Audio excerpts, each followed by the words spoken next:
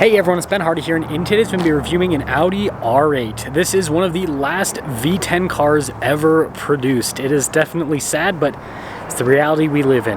Before we get in this video, I want to give a huge shout out and thank you to the Audi of Salt Lake for giving me some time with this car. This R8 is available for sale for the time being, so if you're interested, link to their website in the description down below. If you have any questions, need any help, just ask for Landon.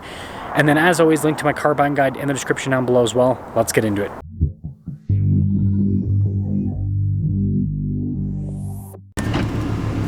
Under the hood, we have a naturally aspirated 5.2 liter V10 that goes through a 7-speed dual clutch automatic. Power outputs are 532 horsepower and then 398 pound-feet of torque, and that's because this is the rear wheel drive variant.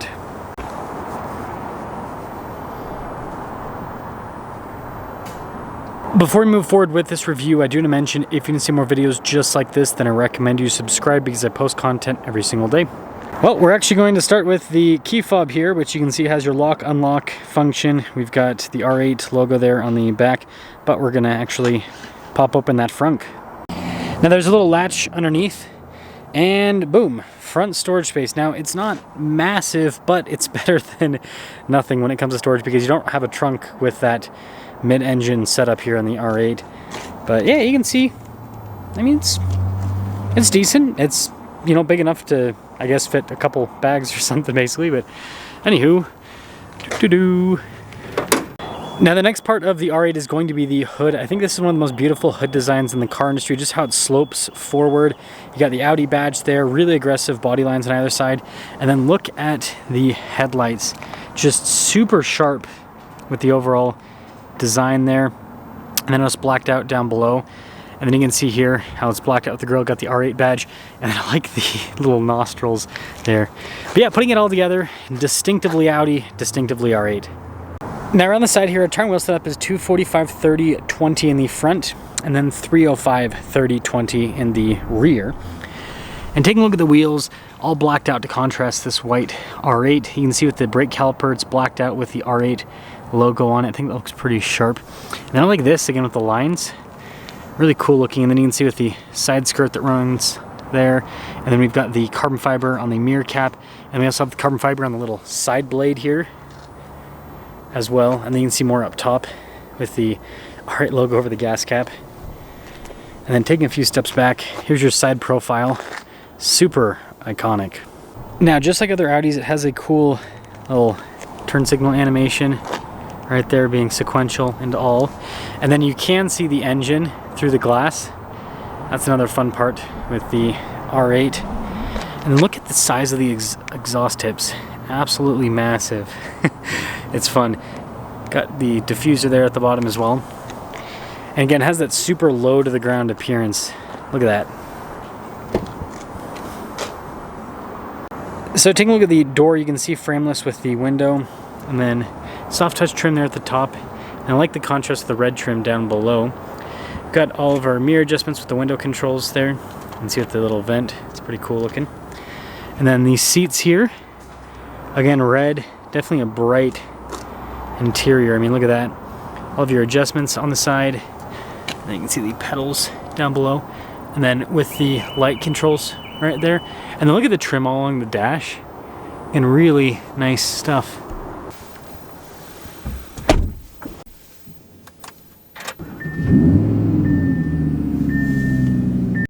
So taking a look at the steering wheel, really nice trim on either side. You've got that like golf ball texture that signifies how performance-y an Audi is.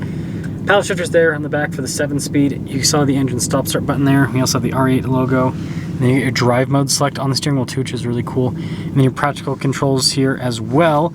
For the center stack, so everything is in the center gauge cluster here because there is no infotainment system for the R8. So even the backup camera is here in the center gauge cluster. So this is not only your gauge cluster, but it's also your infotainment system, which I think that's going to help this car age better over time, not having a big tablet in the center.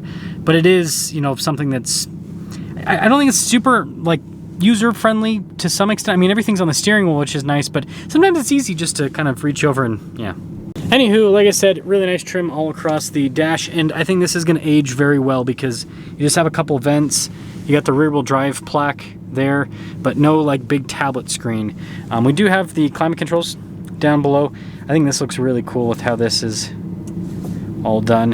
Heated seat controls there as well. And we have our little charging area, which I'm using to charge my GoPro because it decided to randomly film and lose a lot of its battery. Stability control down below as well. You can see the parking sensors, and then you've got that for the spoiler. Shifter for the dual clutch. We've got a little analog volume control right next to it. And then you guys can see this whole setup here. So I guess they do help you out a little bit with more controls rather than just the steering wheel. So this is not too bad, but it's just weird to like see everything pop up here. So the passenger in the R8 wouldn't be able to really do anything. It would be up to the driver to basically control everything because they're the ones that can see. This center console is hilarious. It's just cup holders, but just the fact that it has a lid over it and everything, I don't know, I think it's kind of funny. And then we do have a storage shelf in the back, so you can see like the netting and all of that. And looks like got a CD player. That's funny. And then glove box here. Nice handle. And speaking of nice, we've got a premium headliner up top.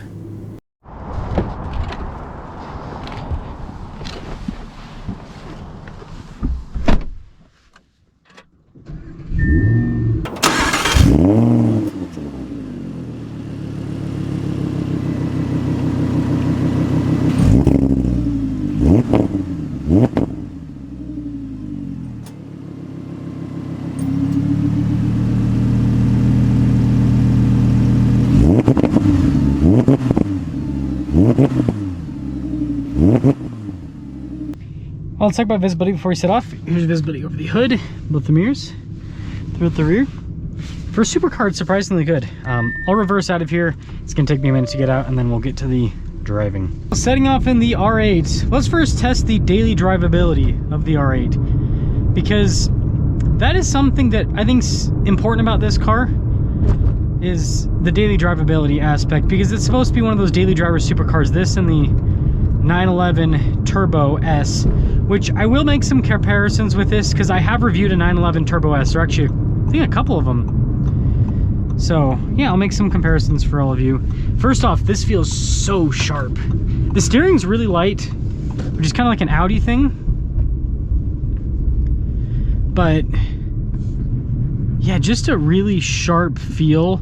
I remember I reviewed my friend's R8 a few years back. His was the all-wheel drive version, and I remember that kind of felt like somewhat heavy, if that makes sense. This doesn't have that feel. This has a much lighter feel. So the rear-wheel drive, you know, decoupling the front wheels and, you know, having a little bit less weight, it does benefit the car, I would say. It does benefit the car. And yeah, when it comes to daily driving, I mean, you got a big V10 behind you, but seats are pretty comfortable. Suspension, I mean, it's a supercar, but for a supercar, it's not too bad. Like when you go over bumps, yeah, it's a firm hit. Like you feel it, but I mean, it's not bad. And on smooth, so when you're not going over bumps and smooth pavement, yeah, you could almost, I mean, I wouldn't, over bumps you'd say, okay, not a luxury car, but on the smooth pavement, it's pretty luxury, if you ask me. It's pretty cool. So we're gonna pop it into dynamic. Yeah, it'll get a lot more aggressive right off the bat. I'm actually gonna pop it into the manual mode. Yeah, instantly feels quite a bit more aggressive. Oh, whoops, I have it in the wrong one. I'm trying to pull the mirror in a little bit. Yeah, this, you can just feel the instant response of the V10. Ooh, listen to that. Here, I'll put the windows down a little bit. Ah, not that much. Everything in this car is very touchy, including the window control. So we are in dynamic mode in first gear. Oh, that sound. And it makes these like gargles too out of the exhaust. This is fun. Yeah, it's not too bad seeing out of the back. It's not too bad seeing out of the back. Okay. Get another acceleration here.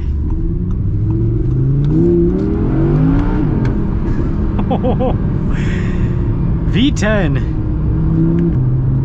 Oh, it sounds, listen to that. So beautiful. So beautiful. So yeah, it does the supercar thing. It also does the daily driver thing very well. It does all of it. This is such a well-rounded car. Now, quick comparison to the 911 Turbo. This is definitely more exciting than a 911 Turbo in terms of the performance driving experience because of the V10. I'd say the 911 has slightly better steering. It's a little bit sharper. But yeah, this engine's better on this in terms of the sound and in terms of responsiveness and all of that. And then the drive, the 911's probably just slightly better at the luxury car stuff, whereas I think this is just a little bit better at the performance car stuff. So yeah, there is that. Let me know which one you'd pick.